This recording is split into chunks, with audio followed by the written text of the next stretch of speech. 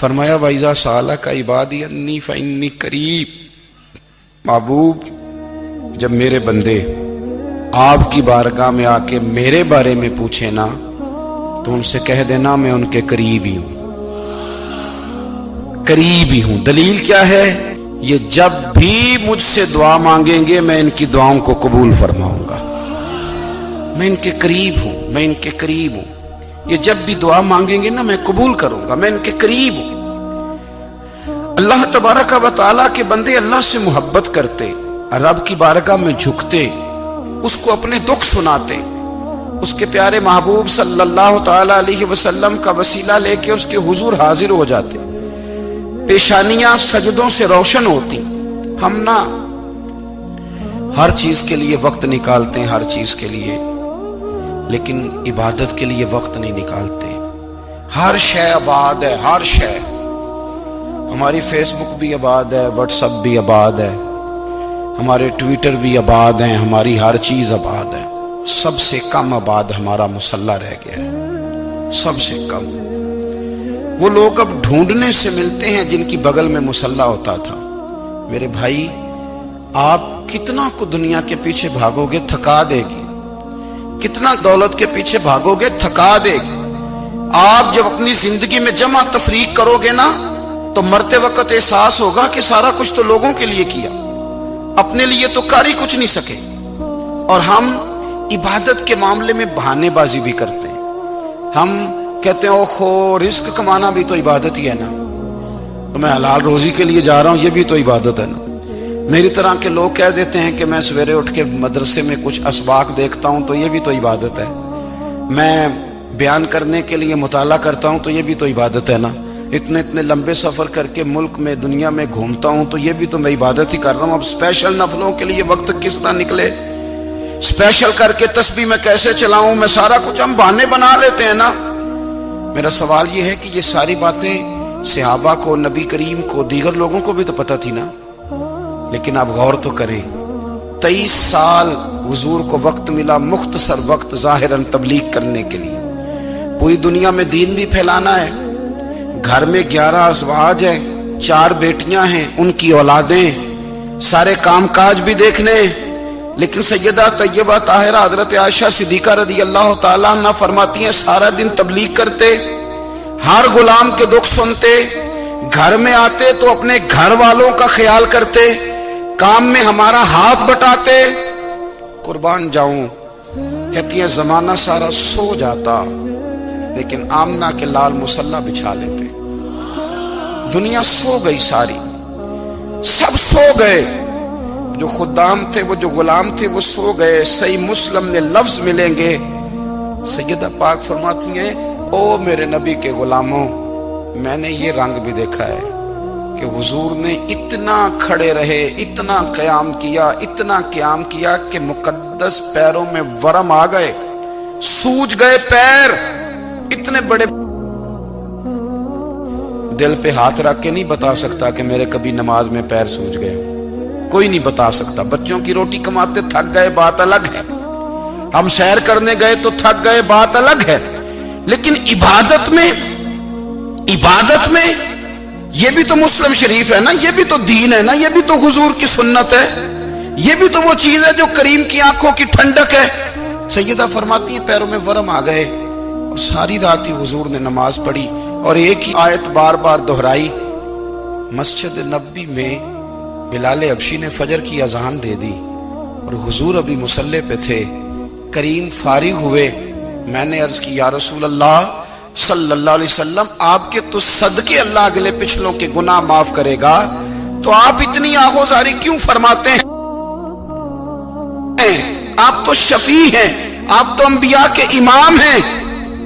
تو حضور نے فرمایا عائشہ تم نے گنوایا ہے نا میرے اللہ کی مجھ پر کتنی رحمت ہے، افلا اکون عبدا شکورا، فرمایا اگر اس نے اتنی نعمتیں دی ہیں تو کیا میں اس کا شکر گزار بندہ نہ بنوں، میں شکر گزار بندہ نہ بنوں اس کا؟ پھر اگر اتنی نعمتیں اس نے دی ہیں، مجھے اتنا نوازا ہے، تو پھر میں اس کے سامنے سجدے نہ کروں؟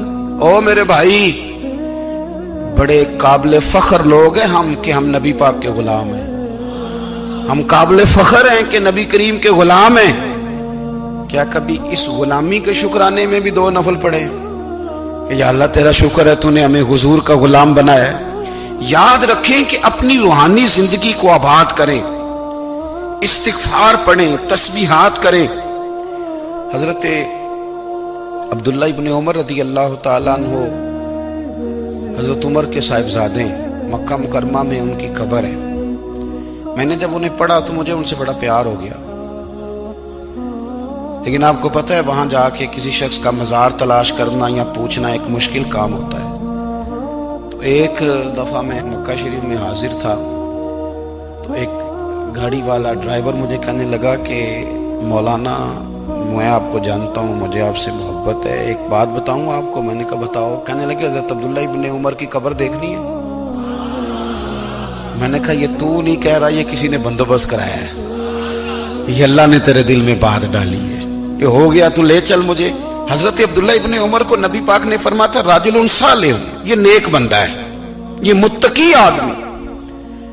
حضرت عبداللہ ابن عمر رضی اللہ تعالیٰ عنہ سیدنا فاروق اعظم رضی اللہ تعالیٰ عنہ کے صاحبزادے ہیں، اور ان کی ہمشیرہ سیدہ حفصہ رضی اللہ تعالیٰ عنہ حضور کی زوجہ محترمہ۔ ایک دن اپنی ہمشیرہ سے کہنے لگے کہ نبی کریم صلی اللہ تعالیٰ علیہ وسلم گھر میں آئے نا، اور اگر حضور غم امت میں پریشان نہ ہوں، طبیعت کو حشاش بشاش دیکھو، تو ذرا پوچھنا تو صحیح حضور کا میرے بارے میں کیا خیال ہے، پوچھنا تو صحیح کہ کریم کی بارگاہ میں میرا کیا مقام ہے، میرے بارے میں حضور کیا فرماتے ہیں۔ اب بہن کو کام بتائے، اور بتائے بھی بھائی، اور کوئی بہن وہ کام نہ کرے، یہ تاریخ میں ہوتا نہیں۔ حضرت عمر فاروق رضی اللہ تعالیٰ عنہ کی صاحبزادی ام المومنین رضی اللہ تعالیٰ عنہ فرماتی ہیں کہ میں تو بس منتظر تھی، انہوں نے تو کہا تھا نا کہ اگر تم حشاش بشاش دیکھو تو بات کرنا، لیکن حضور تشریف لائے، میری باری تھی، میرے گھر تشریف لائے، کھانا پیش کیا تو فوراً میں نے عرض کی حضور ایک بات پوچھنی تھی۔ تو حضور نے فرمایا پوچھئے۔ میں نے عرض کی حضور میرے بھائی عبداللہ ابن عمر کے بارے میں آپ کا کیا خیال ہے؟ نوجوانوں میری بات پہ غور کرنا، میرے بھائی کے بارے میں آپ کا کیا خیال ہے؟ تو نبی کریم صلی اللہ تعالیٰ علیہ وآلہ وسلم نے میری طرف دیکھا، اور پھر حضور زیر لب تھوڑا مسکرائے، اور بریلی کے امام کہتے ہیں کہ حضور مسکرا دیتے تھے نا تو جو بڑا دکھی ہوتا تھا وہ بھی ہنس پڑتا تھا۔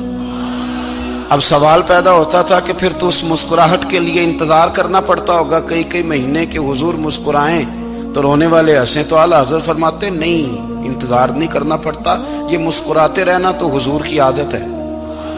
جس کی تسکین سے روتے ہوئے ہنس پڑے، اس تبسم کی عادت پہ لاکھوں سلام۔ یعنی یہ تو عادت ہے حضور کی مسکراتے رہنا، اس کے لیے انتظار نہیں کرنا پڑتا۔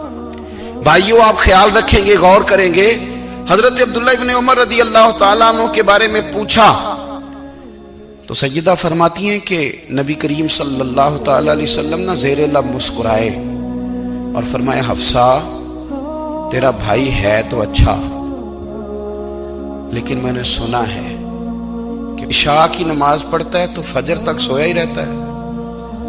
او نوجوانوں، 10 بجے تک سونے کی بات نہیں ہوئی، 9 بجے تک سونے کی بات نہیں ہوئی، 11 بجے اٹھنے کی بات نہیں۔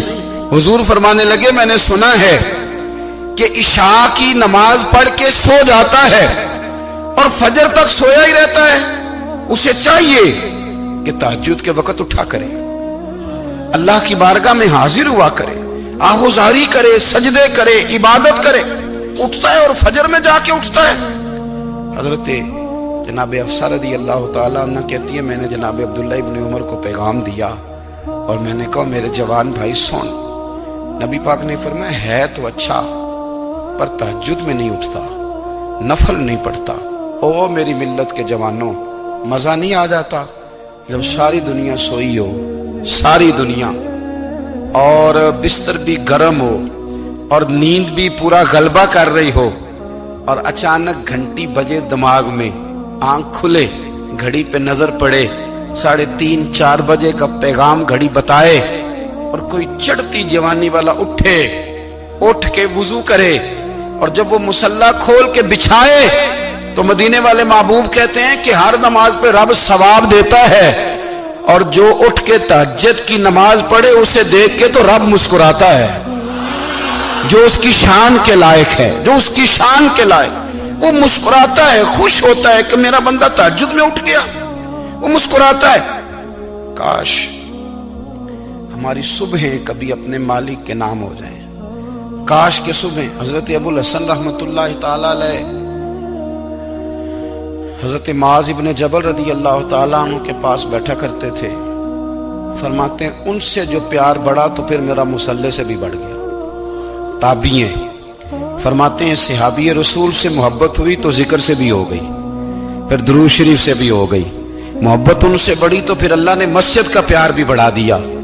آپ فرماتے ہیں کہ میری ہر وقت طبیعت چاہتی تھی کہ بس اللہ اللہ کروں، بس اللہ اللہ کروں، بس نہ میں ذرا تھوڑی جان چھڑاؤں لوگوں سے، کوئی 10 منٹ ملے تو میں کوئی 4 نفل پڑھ لوں، میں تھوڑا سا نہ بچوں لوگوں سے، اور مجھے تسبیح ملے تو میں نہ کچھ 400-500 دفعہ استغفار پڑھوں، سبحان اللہ، الحمدللہ، اللہ اکبر، لا حول ولا قوت الا باللہ، میں نہ تسبیحات پڑھوں۔ فرماتے ہیں کہ بچے تھے گھر میں 6-7، غربت تھی، کام ملتا کوئی نہیں تھا، اور میں کام چور نہیں تھا، کام ڈھونڈتا تھا، پر اللہ کی قدرت کے کام نہیں ملتا تھا۔ فرماتے ہیں کہ میں نے ایک دن اپنی اہلیہ سے کہا کہ آج میں پھر جاتا ہوں کام ڈھونڈنے، تو میری بیوی بڑی فرما بردار تھی، پر اس دن نہ غربت کے ہاتھوں تنگ آ کے کہنے لگی آج نانا کوئی تو چیز لے کے آیا، تو مجھ سے بچوں کی بھوک نہیں دیکھی جاتی، یہ سب روگاں دا روگ محمد جس دا نام غریبی، کنڈ بلا کے لنگ جاندے نہیں دوست یار قریبی، آج نہ کچھ لے کے آیا تو میں بچے لے کے چلی جاؤں گی۔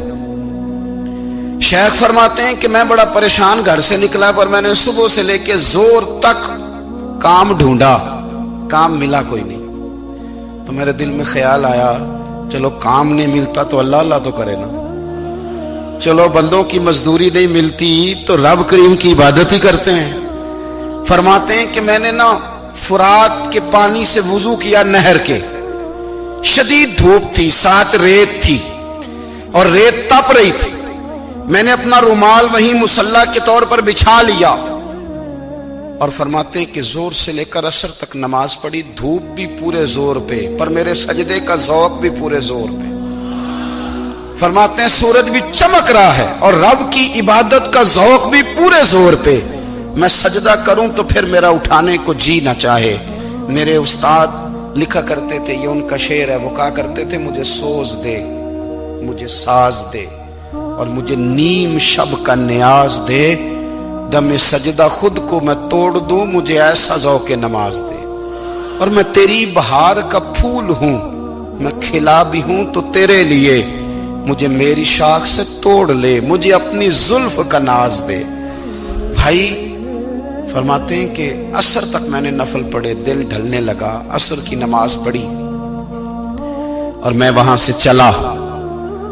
اب میں جب نکلنے لگا تو دل میں خیال آیا کہ چھوٹی چھوٹی دیواریں ہیں گھر کی، بغیر کچھ لیے جاؤں گا تو بیوی دور سے دیکھے گی تو شور کرے گی کہ پھر خالی ہاتھ آ گیا ہے۔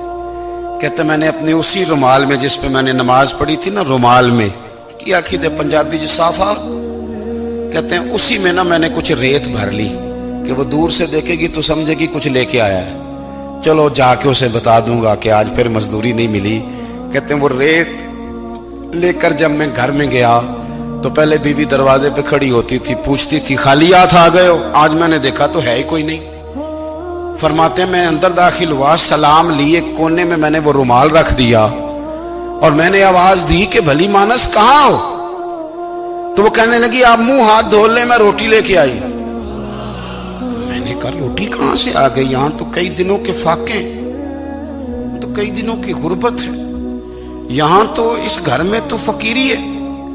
فرماتے ہیں کہ وہ روٹی لے کے آئی اور اس وقت کی جو موجودہ نعمتیں تھیں، سمجھ لیں سلاد، اچار، ہر چیز ساتھ لائی۔ میں نے کہا کہ بچے کہاں گئے؟ کہنے لگی وہ کھانا کھا کے کھیلنے گئے، آپ کھانا کھا لیں آ جاتے۔ کھانا اس نے چن دیا۔ میں نے حیرت انگیز لہجے میں ساری نعمتیں اپنے دسترخوان پہ دیکھ کر کے بیوی سے پوچھا یہ کہاں سے آیا کھانا؟ بچوں کو تو نے کہاں سے کھانا کھلایا؟ یہ سارا کچھ کیسا ہے؟ کہنے لگی پتہ نہیں آج آپ کس کریم کی مزدوری کرنے چلے گئے تھے، پتہ نہیں کس کریم کی، میرے گھر میں تو اتنی نعمتیں آئی ہیں کہ مجھ سے سنبھالی نہیں جا رہی، اتنا اناج ہے، اتنا گندم ہے، کس کریم کے دروازے آج چلے گئے تھے؟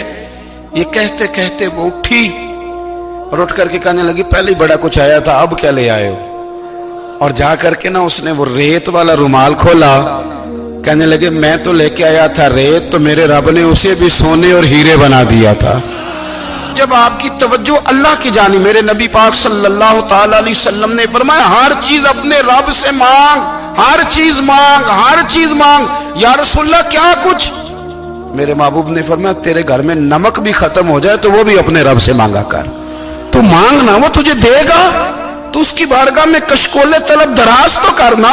اور ترمذی شریف میں عجیب لفظ ہے، رسول کائنات نے فرمایا، رب کریم فرماتا ہے جب میرا بندہ ہاتھ اٹھاتا ہے نا تو مجھے حیا آتی ہے کہ میں خالی کیسے لوٹا دوں اس کے۔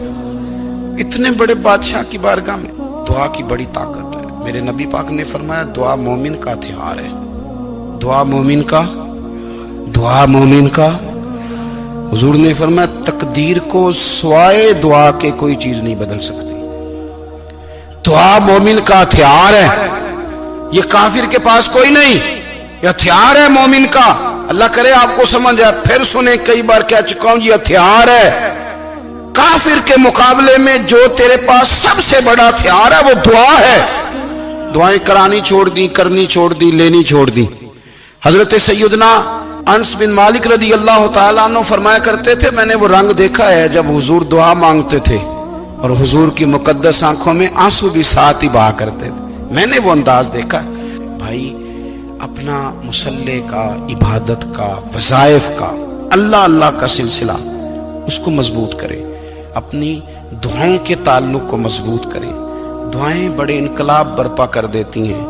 ہم تھوڑے تھوڑے نا جب سے خشک ہوئے ہیں نا، خشک، اور میری تو جماعت ہی صوفیاء کی جماعت تھی، ہم تو داتا علی اجمیری کی جماعت سے، ہم تو خواجہ اجمیری کی جماعت سے، ہم تو شیخ احمد فاروق سرہندی کی جماعت سے، ہم تو صوفیاء کی جماعت۔ ہماری جماعت نے بھی وہ تعلق جو ہمارے بزرگوں نے بنایا تھا۔ بزرگ اللہ کے قریب کیسے جاتا ہے؟ تو ہمارے یہاں نا بہت سارے لوگ کہتے ہیں جی نظر ہو گئی تو کام ہو گیا۔ بھائی جو بخاری مسلم میں طریقہ ہے نا اللہ کا قرب پانے کا، وہ تو نفل ہے۔ نبی کریم علیہ الصلوۃ والسلام نے فرمایا بندہ نفلوں کے ذریعے رب کے قریب جاتا ہے، اور اتنا قریب جاتا ہے کہ پھر اللہ اس کی زبان بن جاتا ہے، اللہ اس کی آنکھیں بن جاتا ہے، کان بن جاتا ہے، ہاتھ اور پیر بن جاتا ہے۔ تو یہ تو عبادت ہے، یہ تو اللہ کی بارگاہ کی حاضری ہے جو آپ کو اللہ کے قریب کرے گی۔